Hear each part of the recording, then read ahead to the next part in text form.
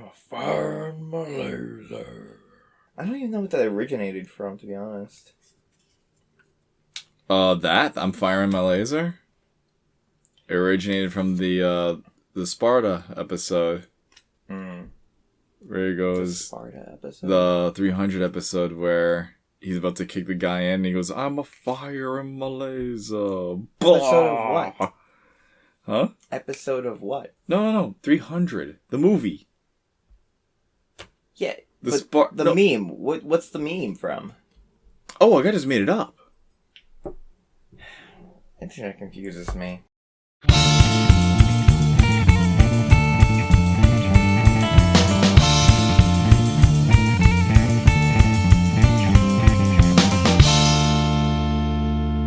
Okay, we're starting. This is the MTGeez Spellcast. I'm Matt. And I'm Matt. And I'm also Matt. Please don't get confused. Yeah. And we're continuing our set review of Throne of Eldraine. And today we're going over Blue Abadi Abadai. Starting off, we have Animating Fairy. For 2 and a blue, you get a 2/2 flying fairy. But it has an adventure. Bring to life. For 2 and a blue, you have a sorcery. Target non-creature artifact you control becomes a 0/0 artifact creature. Put 4+1/+1 counters on it. Actually, I really like that. I love like this. That a lot. I love this. For 3, you get a 4/4 artifact creature. I mean, assuming it's already an artifact that you have on the field, but not too difficult, you know. The set has a lot of equipment in it. And other artifacty things. Turn your glass casket into a 4/4 creature. Into a fairy.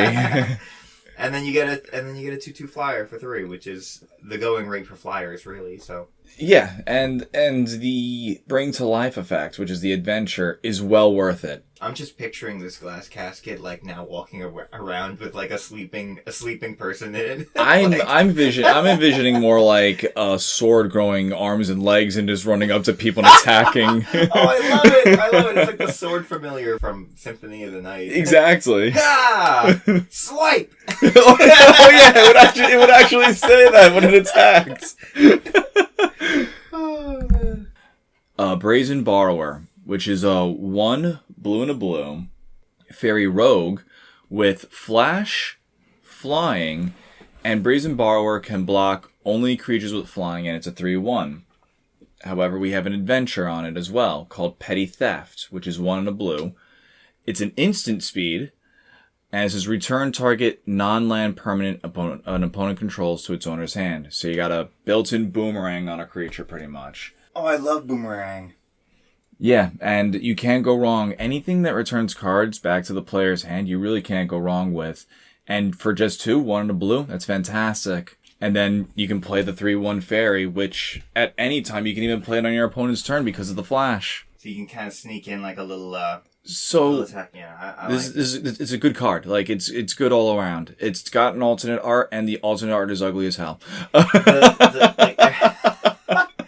Okay, so we'll move on to the next card, which is Charmed Sleep. Again, 1 blue and a blue for an enchantment aura. You can enchant a creature, and when Charmed Sleep enters the battlefield, tap enchanted creature. Enchanted creature doesn't untap during its control or untap step. From me being a commander player, this would be an absolute must in a blue deck tap out their commander. Yeah. So next we have Corridor Monitor. 1 and a blue for a 1/4 artifact creature construct. When Corridor Monitor enters the battlefield, untap target artifact or creature you control. Neat. I'm looking at this. I mean, it's got a great effect attached to it, but I'm looking at it as more as a blocker. A 1/4 for 2? Yeah. Like, that's fantastic. It's pretty efficient, I think. And it's got some power to it, so even when you do block something, it does get a nice little whack in. Yeah, it doesn't have Defender. The fact that it actually does have power, because I've seen some some walls that end up not having any power, and you can't even kill anything with it if you wanted to. Exactly. Moving on. The card actually didn't say please. You didn't say please. Another three cost 1 blue and a blue. It's an instant speed spell and counter target spell. Just flat out counter target spell. Its controller puts the top 3 cards of their library into their graveyard. For 3 target counter mill, can't go wrong. You really can't go wrong. Yeah. So normally, like that's like the going rate for counter spells. The cost nowadays. itself, yes. 3 for a hard counter. Oh yeah. Where there's no clause. Unless you have counter spell. So normally you'd get counter target spell with an upside at this rate. And milling them for 3 is very relevant if you're gonna be doing, blue mill. So, exactly. Yeah, I like that. The mill aside, like you said, 3 for a hard counter. Yeah. It's that's something that I would put into practically any blue deck where I just need that type of counter. Yeah. Legendary creature, Merfolk Wizard. Are you powering up, I'm powering up for the legendary creature. You're like crossing your arms. That's about to transform over here. Oh, I love this card. For Emery, Lurker of the Lock, 2 and a blue. This spell costs 1 less to cast for each artifact you control, so the minimum it can go down to is blue. Just flat out blue. For a 1/2 Merfolk Wizard. It's got, and with more effects, when Emery, Lurker of the Lock enters the battlefield, put the top 4 cards of your library into your graveyard. That works with this card because you tap her. Choose target artifact card in your graveyard. You may cast that card this turn. Oh, that's really cool. This is one of the cards I was talking about. We've been seeing some artifact support with blue. Well, funny enough, the card art, Emery Lurker of the Lock, is actually a testament to the Lady in the Water from the King Arthur story, who gave him the sword.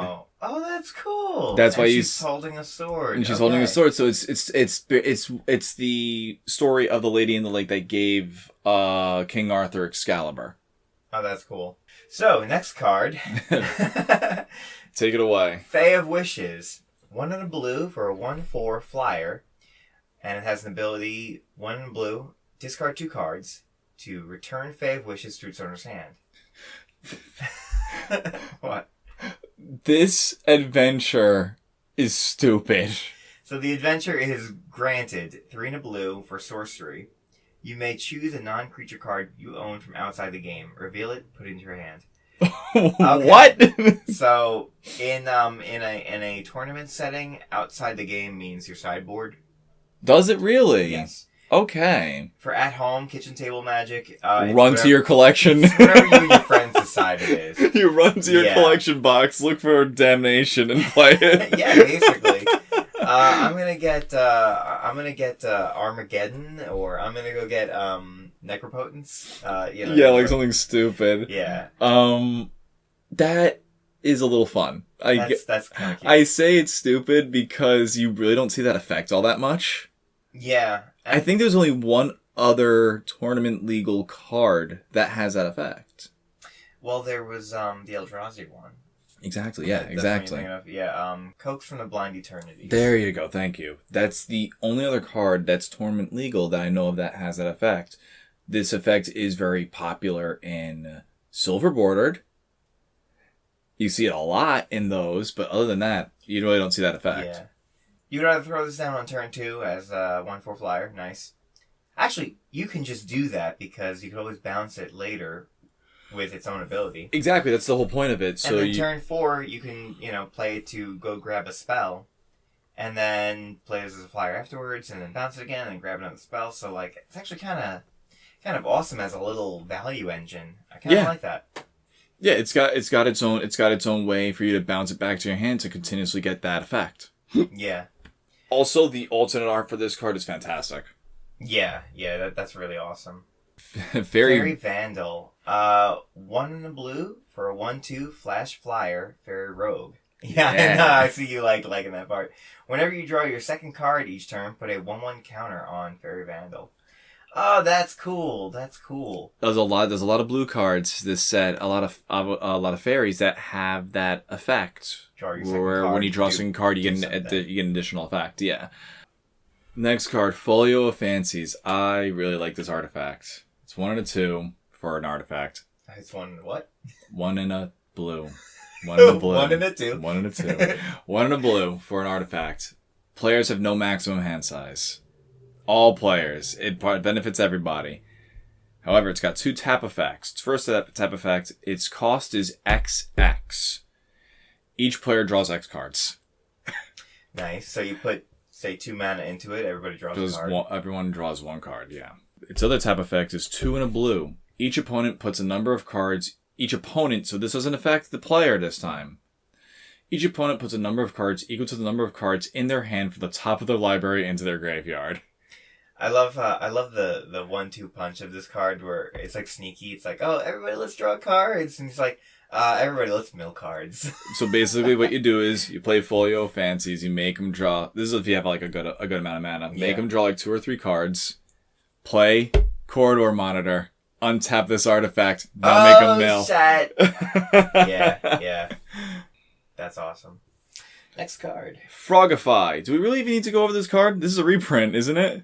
So Frogify, 1 in a blue for an enchantment aura. Enchanted creature loses all abilities and is a blue frog creature with base power and toughness 1/1.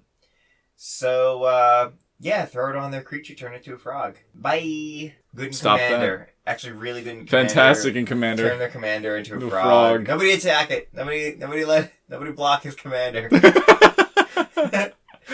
So, next card. Next card. An interesting one. Gadwick the Wizened. Legendary creature human wizard. When Gadwick the Wizened... Oh, for X. Blue. So, 3 blue, and then whatever you want to cast for your X. It's a 3/3. When Gadwick the Wizened enters the battlefield, draw X cards. Nice. Whenever you cast a blue spell, tap target non-land permanent an opponent controls. I wrote down that if you can storm off with this card, you were set. Oh, right. You just tap down all their stuff. Mm-hmm. I like the idea of, like, you take one turn where you just dump into him and you just draw a bunch, and then the next turn you start playing all the cards that you drew and you tap them down and you push for game. And you just push for game, yeah, just see if you can attack out for game. I like him. I wouldn't make him my commander, though. That's why I would rather put him in a blue combo deck that uses human wizards. Make him part of the 99. Exactly. Yeah, he's a fantastic card of the 99. He's not the leader. Next card, Hypnotic Sprite. Blue for a 2/1 flying fairy. And it has an adventure, Mesmeric Glare. Which is funny because at the angle I'm looking at the screen, there's quite a glare from the window. I could just make it out. 2 and a blue for an instant. Counter target spell with converted mana cost 3 or less. Okay, 3 counter spell, and then you make it 2/2. So it's a conditional counter. The card has to be 3 or less, but it's a hard counter. There's no way for them to get around it. Yeah. Conditional counter, and then with an upside, because you can then get a flying fairy. A flying fairy for it's blue. Blue, which is nice. It's not bad. Yeah, I like the value. I like the alternate art a lot more for this one. Yeah. But the thing is, I might be a little biased. Just pulled it. Because I just pulled it. Oh man! But it does look nice. I like the hand drawn design of it. It looks like it was like done by like pen and paper, like a pen. Well, yeah. I think the point of the alternate art, I think, is supposed to look like it's pulled from a storybook. From a storybook. Yeah. And I love it. I love it. Okay, now this is the card I was talking about before. Into the Story is our next card, and it's 5 blue. So 7 mana. It's an instant. This spell costs 3 less to cast if an opponent has 7 or more cards in their graveyard. And the main effect, draw 4 cards. So overall, you're most likely going to be playing this with that discount of 3. So in total, it actually becomes 2 blue for drawing 4 cards. That's very... At instant speed, that is fantastic. You tap 4 mana for drawing 4 cards. That is as even as you can get in this game. Yeah, and what I was saying to Matt before is that you think about this card in the context of the situation that it would be in. So, when would you need to draw 4 cards? Going later into the game when you're running low on supplies. Exactly. And at that point, it's not too hard to imagine that your opponent has lost a lot of cards, used a lot of cards, that they have 7 or more in their graveyard. It's opponent threshold. Exactly. And draw 4. It's at instant speed. Like, that's awesome. Just hold it up and then, And the artwork is fantastic. Again, I gush about the art in this set a lot. Yeah, she's walking into a giant storybook. Like, that's so cool. Yeah. All right. Mantle of Tides. Mantle of Tides. Blue. That's it. Next card. Merfolk Secret Keeper. It's a Merfolk Wizard. That's a 0/4 for blue. It's Causas blue for a 0/4, and it's an adventure. The adventure is also just blue, called Venture Deeper. It's sorcery speed. Target player puts top 4 cards of their library into their graveyard. Oh, okay. That's it. Just straight mill. Just straight up mill. Okay, this card is, it's exactly what it needs to be, because it's 0/4 blocker, and it's a mill card. So, that's exactly where you'd want it, you just mill them for 4, and then you go, okay, now here's a little blocker guy, good luck getting through. Yeah. I'm gonna stall you out. And just for 2 mana, you can get both things out on the same turn. Yeah, well, I can just picture turn 1, mill them for 4. Mill them for 4. Turn 2, 2, get a 0/4 cast blocker. it, yeah, for 4. For a 0/4 blocker. And then, if you're running like a playset of this thing, mill them for 4 again. And then turn 3. This is a fantastic card for a commander, too, because you're setting up a blocker. You're setting up a very strong blocker on turn 2. I wish I got some of these. That would have been cool in Limited. It's cool in Limited, and I can see this being like a neat standard thing. Maybe they'll even impact Modern, I don't know. No, probably not. This next card, I have mixed feelings about. It's called Midnight Clock. It's an artifact for 2 and a blue. You can tap it for an island. So it's like a faux artifact land. Tap for blue, yeah. 2 and a blue, put an hour counter on Midnight Clock. And at the beginning of each upkeep, put an hour counter on Midnight Clock. Alright, we get it. Midnight Clock, you got a lot of hours. When the 12th hour counter is put on Midnight Clock, shuffle your hand and graveyard into your library, then draw 7 cards, exile Midnight Clock. It's like a weird reset for only you, but it's just your hand that's getting reset. It's your hand in your graveyard that's getting reset. I have mixed feelings about that because I'm not too sure how great that is. Yeah, you're putting a lot of time and effort into Midnight Clock, and all you're doing is really you shuffle your hand and library. Well, you gotta remember, you can put more counters on it. Niche situations where you might run through your deck and you want to redo it. Like, I don't see this being a big deal in, like, Limited, but, like, in other formats where you might be doing some kind of interesting combos.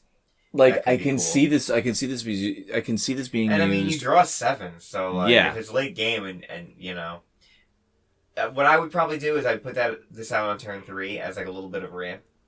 And then just let it accumulate counters. Naturally? Yeah, I don't think I would dump mana into this unless I literally had mana open and nothing else to do. And nothing else to do, yeah. And then, I could see commander decks using this very wisely. You run out of cards, if you're using up your hand, and then you go, okay, and then, shuffle and get a new 7-card hand. John pulled it, he put it in his deck that likes to, reset the game. So okay, there you go. Like a mini reset for him. So, next card is Mirror Maid. For 1 blue, you get an enchantment. You may have Mirror Maid enter the battlefield as a copy of any artifact or enchantment on the battlefield. Man, you look like you're jumping into your seat. Oh, yeah, I am. Are you kidding me? In my artifact deck, if I could make a copy of, like... Oh, man. Of, like, the cards that lower my costs? Oh, this card's gonna piss me off. I can just see this between you and Bobby with the Zerd deck. Like, this card is gonna be, like, the bane of my existence. Oh, no, and it's 3 mana! Exactly what I need. You can search it with Zer the Enchanter. This is a problem. This card should not have been made. Oh, damn. And with the way my deck works, I can either search it out or just use my artifacts to pay for its cost. Oh man! Did I pull it? Hold on, did I pull it? And then you can use it to make it a copy of like one of your artifacts that make your artifacts cheaper. Exactly, like the owl. Oh no! Or make it a copy of Aether Flux Reservoir, and you get twice as much mana every time you play a spell. No! So you'd play Mermaid. That's like, say, your first spell for the turn. It makes a copy of Aether Flux Reservoir. Oh, that would get confused. No, yeah, each one would count the numbereth spell. So you play this, you get 1 mana off the first Aether Flux Reservoir. You play another spell, you get 2 from both of them. They both get 2 for its 4. Play another spell, you get 4 from both, 3 from both of them. Yeah, that can get out of hand really quickly. Dude, I mean, like, at that point, you're probably already winning. But yeah, at that point, yeah. Really good for Eternal formats. And it's got a nice full art. Yeah. Mistford River Turtle. I said that really freaking weird. Turtle. Mistford River Turtle. 3 and a blue for a creature turtle. Whenever Mistford Turtle... Oh, it's 1 and a 5, by the way. 1/5. Well, yeah, turtles are turtly. Yeah, a lot of turtles. Turtle defense! Actually, a lot of the turtle creatures have huge defenses.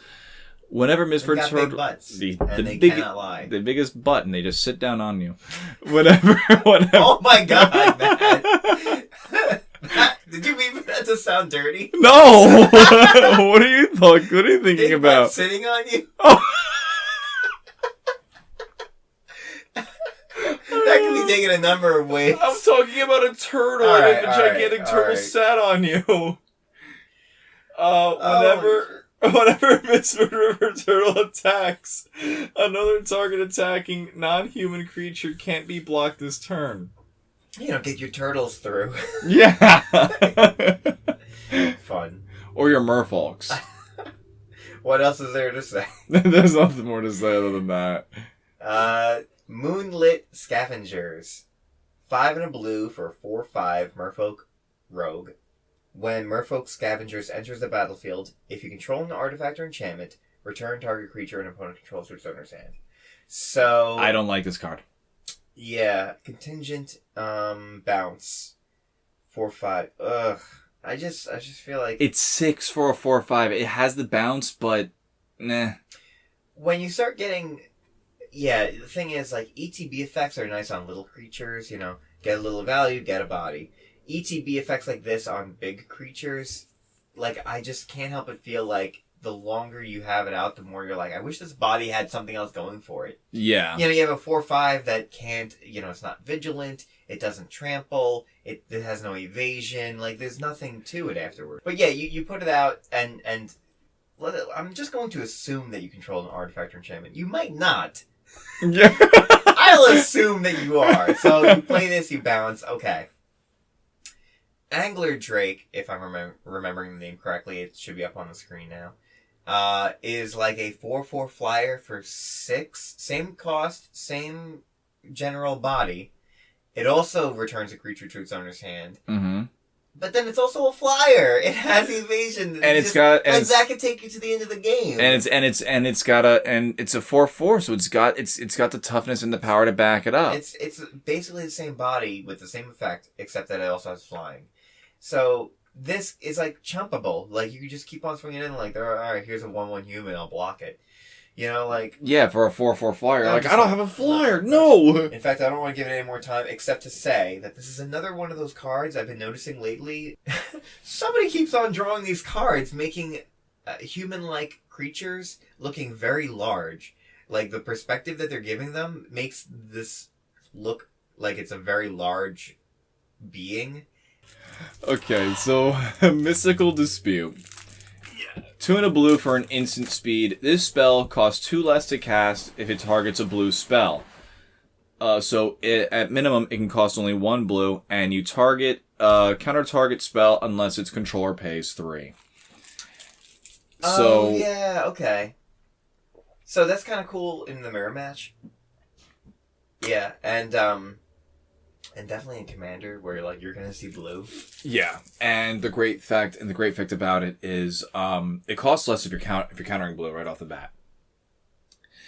But however, its cost for countering is fantastic, even if the target player has to pay 3, because if they really want that card out, they're gonna have to pay the 3, and by doing that, whenever you're causing your opponent to cast more mana than intended, you're ruining their strategy. You're ruining their plans. Yeah. Because from what I've noticed, I usually start planning out my turn in a Commander match the turn before mine. Like if it's you, John, then me, I'm planning out what I'm going to do during John's turn. Yeah. So I already know like how much mana I'm going to cast and everything. Yeah. And if someone does this to me, even if you're able to pay for it, you're like, well, now it ruins my plan. Exactly. You can't do all that you wanted. Yeah. So, fantastic card. I love it. And it's only a rare in this set, so you're probably going to run into it. I just love that, I just love that first clause. So it's like, if you're versing a blue deck, this basically becomes like Super Swan Song. Yeah, yeah. It's like, oh, you're going to play blue? I'm going to use my blue. I'm going to control you with your control. Oh my god, that's got to feel so good. That's got to feel like force of will good. Force of will good. So, next card is, Opt.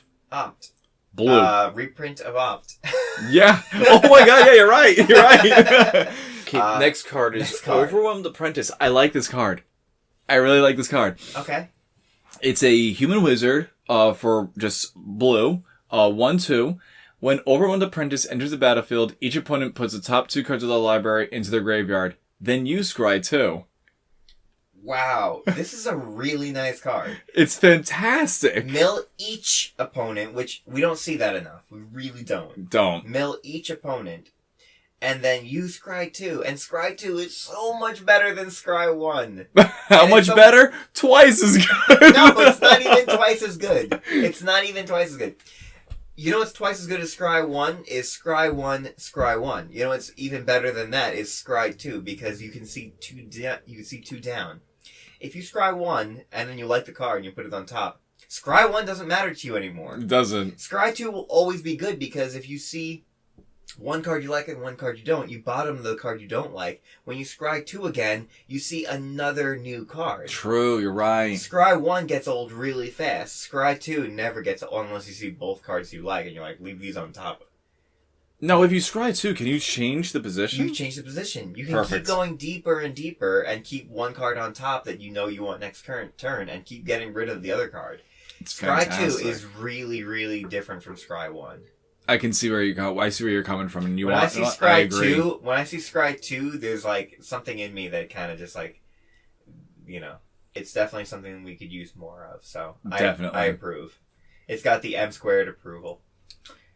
Next card, Queen of Ice. Yes. 2 and a blue for a human noble wizard. She's a 2/3. Whenever Queen of Ice deals combat damage to a creature, tap that creature. It doesn't untap during its controller's next untap step. And then you have a sorcery adventure, Rage of Winter, as her adventure. Tap target creature. It doesn't untap during its controller's next untap step.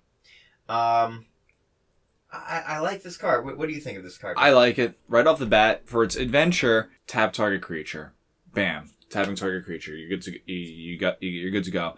Then when you bring her out, if she deals combat damage to a creature, bam. That creature gets tapped again.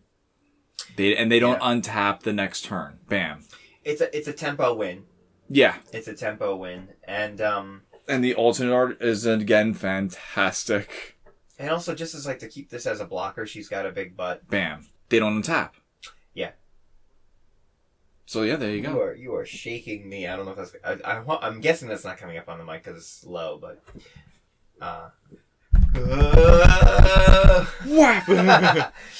Next card is Runaway Together. Oh, this card's delightful. 1 in the blue for an instant. Choose 2 target creatures controlled by different players. Return those creatures to their owner's hands.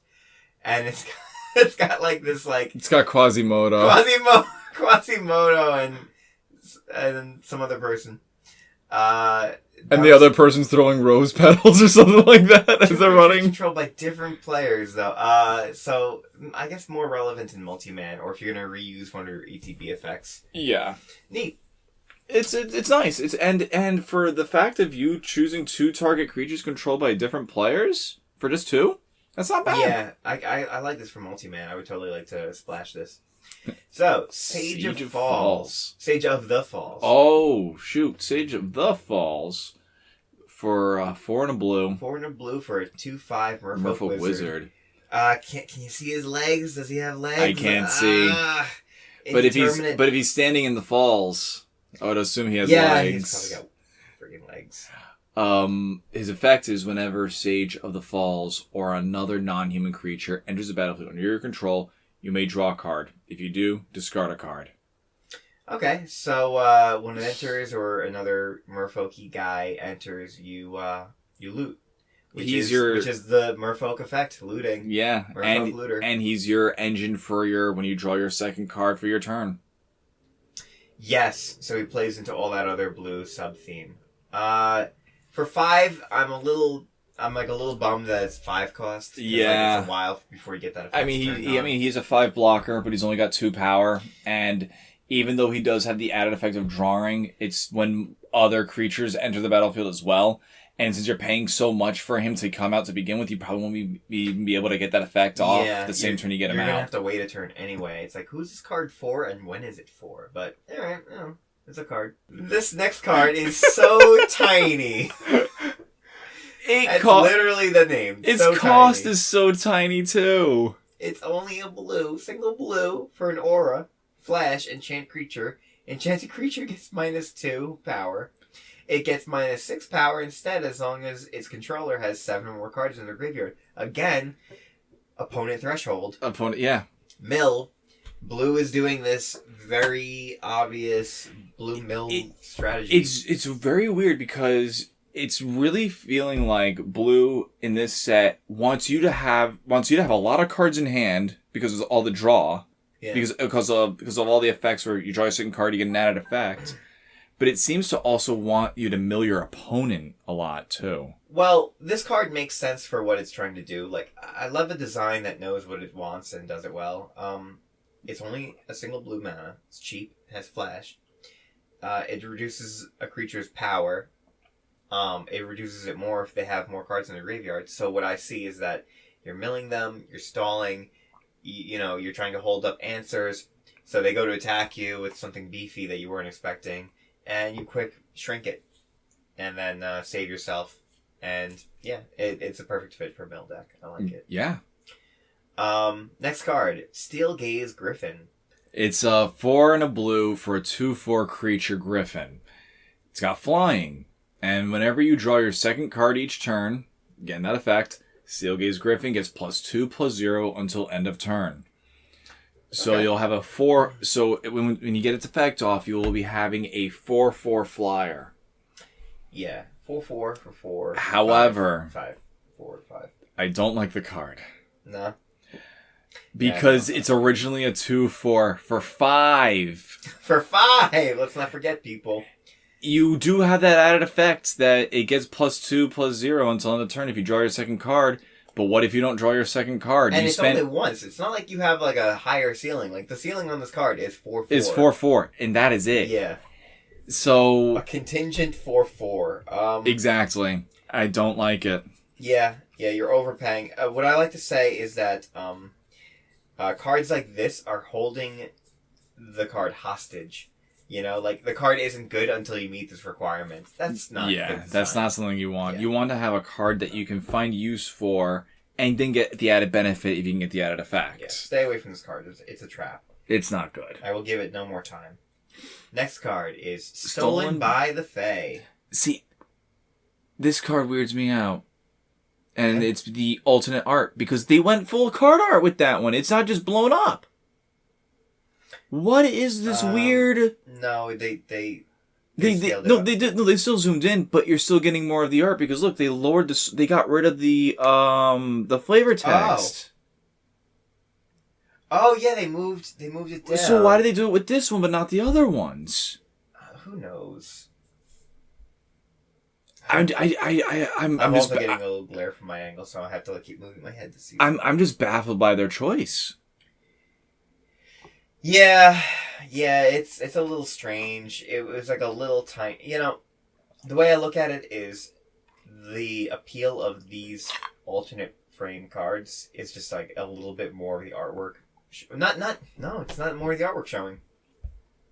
It just looks different, which is not enough. It just looks different. At least when you get a full art card, you're actually seeing more artwork than you normally are able to see. You're actually getting something new. This, all they're doing is they're like, look, it's framed slightly differently. Exactly. Okay, I'm not impressed, Wizards. But we should talk about the card. Yeah. X blue for a sorcery. Return target creature with converted mana cost X to its owner's hand. You create X 1/1 blue fairy creature tokens with flying. Actually, that's really cool. Wow, that's really not good. Now, return target creature with converted mana cost X. The only reason I don't like it, and this is just me being nitpicky, it should be mana cost X or less, because it's making you be very, very specific. Yeah, you have to get the number exactly right. Well, if it needs to be less, then you just put less into it. But then you get less fairies. So that's what I'm saying, X or less. So that way, if let's say I had a lot of mana left over and I had nothing to do with it, I could just burn it all on this card, counter the card, return the target creature, and get like 5 fairies. Yeah, but I think that's what they're trying. Let trying. me balance your 1-cost guy just to make a bunch of fairies. Like, why are you going to limit me? Like, exactly. Yeah. But I guess it's just kind of part of the flavor. Like, the bigger they are, the more fairies it takes to to get them out of there. Seer Eleonora, the Discerning. She's a 3 blue for a star 4 legendary creature human knight. Her effect is Sir Eleonora the Discerning's power is equal to the number of cards in your hand. When Sir Eleonora enters the battlefield, draw a card. And spells your opponent's cast that target Seer Eleonora cost 2 more to cast. This is a fantastic card because she's got protection. She's got some form of protection on herself, which is the cards that target her alone cost more on your opponent's end, 2 more. And then her power, although is equal to cards in hand, as we've been discussing, blue is very big on draw power this game, concerning all the cards that say when you draw your second card for the turn, you get an added effect. Also, when she enters the battlefield, you also draw a card. So if you're playing with blue in mind, this card will be on the stronger end due to all the cards that you have in hand and all the cards that you're drawing. I will go back to her last effect. Any cards that target her need an additional cost to cast. Any card that has that is fantastic. Mind if I talk about this one? Yeah, go for it. Jump in. This is the Magic Mirror for 6 blue. However, this spell costs 1 less to cast for each instant and sorcery card in your graveyard. It can go as low as blue, being your total cost. You have no maximum hand size. That's the second blue card that we've seen in this set that has that effect. Yeah. So, like I was talking about with Sir Eleonora, she can be very strong with the right cards. At the beginning, and the Magic Mirror works fantastic with her, and you'll see why. At the beginning of your upkeep, put a knowledge counter on the Magic Mirror. Then draw a card for each knowledge counter on the Magic Mirror. Wow. The Magic Mirror was made for Seer Eleonora. Holy crap.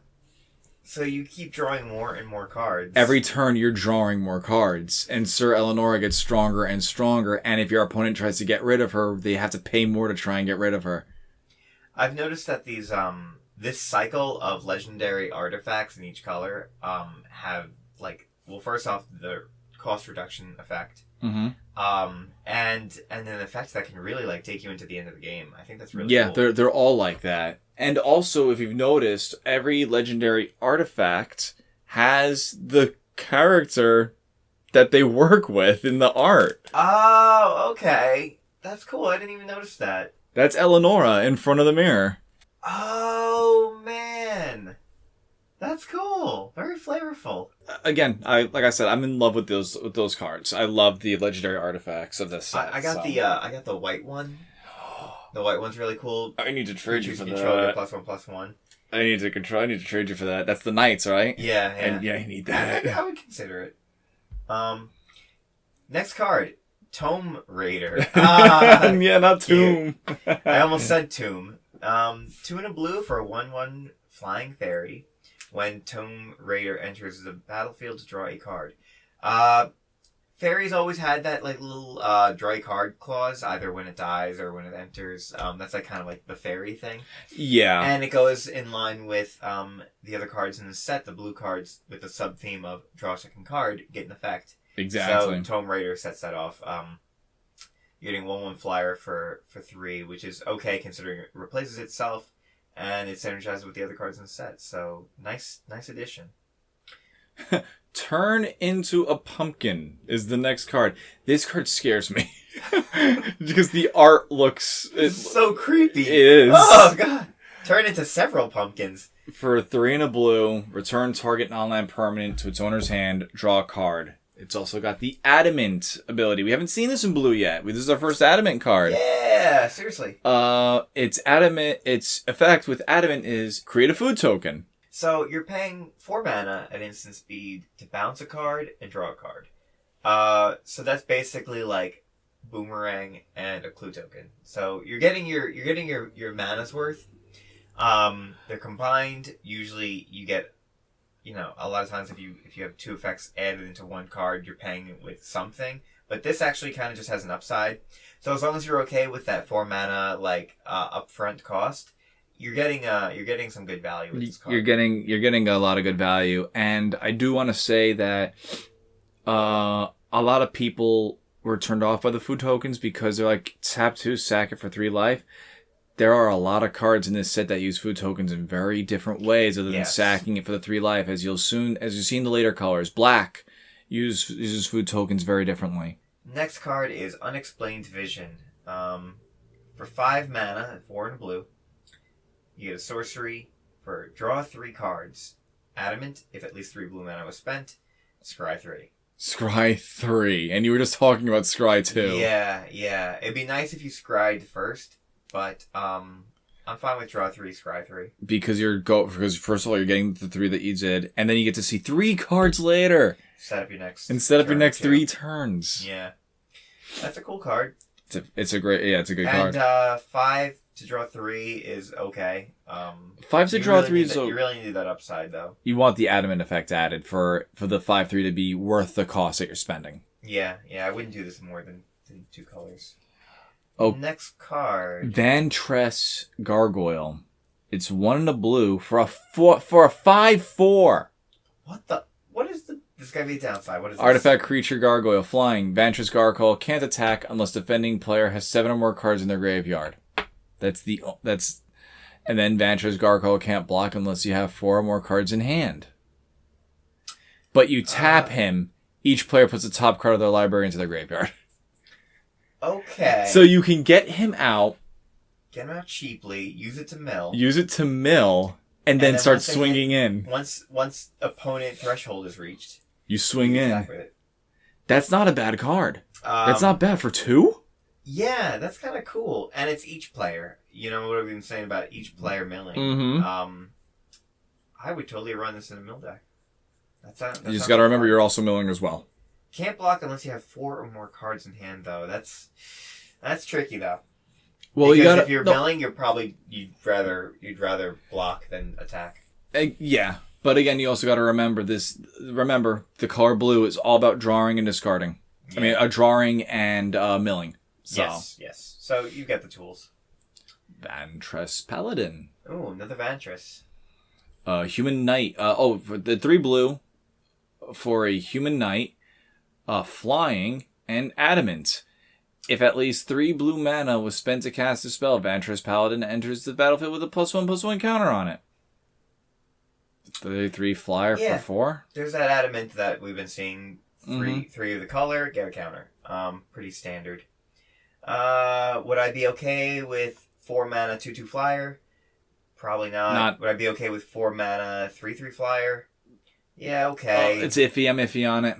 But It's just making you jump through hoops for what you should be getting anyway. Yeah. Yeah. It's holding the card hostage, and that's not what Adamant should be. Whenever we say a card's being held hostage, it's usually not. It's not something you want to look for in a card. Yeah. You don't want to have to do work to get what you should be getting for the mana cost. Like if it was An a example 3... of this, the first time I coined that phrase was with Dusk Feaster. Dusk Feaster is 7 mana for 4/5 vampire, and it has Delirium. If you've reached Delirium, which is 4 more card types in your graveyard, Dusk Feaster costs 2 less to cast. So Wait. Oh, and it's a flyer. It's a 4/5 flyer. But it's still... You're just paying too much. It's still Delirium. 5. Even if you get Delirium, now it's 5 mana for 4/5 flyer. Okay, it's fine. That's fine. But it's not. You're not getting. There's no upside. Like it only has a downside. It's the like, Delirium... the Delirium is holding your card hostage. Delirium is supposed to be a positive effect, and Delirium is like you're getting your cost. Unless you have Delirium, this is going to cost more. Yeah, that's what it's saying. Horrible. And the same thing here. Unless you have Adamant, this card is going to be undervalued. Subpar. Yeah, Adamant should be icing on top, not work to do. Wishful Merfolk, 1 in the blue for a 3/2 Merfolk Defender, and has the ability for 1 in the blue. Wishful Merfolk loses Defender and becomes a human until end of turn. Oh, flavorful! It's Little Mermaid. Yeah, it's even got the red hair. I can't. No, it looks like she has 2 legs. Merfolks have legs. I don't know. I've seen other merfolks with legs. I've seen merfolks with no legs. Alright, we're gonna have... Tom's Festival. I am 115% sure you're Let's wrong. go to the footage! Every day ends with a Tom's Festival. I'm right! Tom's Festival. I'm right! Tom's Festival. We're gonna have to find out who's right at the end of all this. Next, find card. Next card. A Witching Well. It only costs 1 singular mana. I like it. So anyway, I enjoyed a lot of the cards I saw here. I hope I get some of these, especially things that are relevant in Commander, which is like my jam. Yeah. Same with you. Yeah, I'm really hoping to pull an Emery. Yeah. Actually, John has like 3. Talk to him. I know. Guys, thanks for joining us. This was fun. Next time we're going to go over Black. We're going to be going over Black next. That would be our next set. And Black is... I looked ahead a little bit. It's different. It's a little different. Careful, Matt. Wait.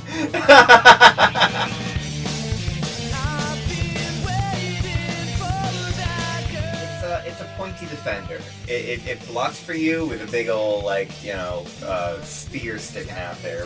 It's called a spiked shield. That's probably better than pointy defender.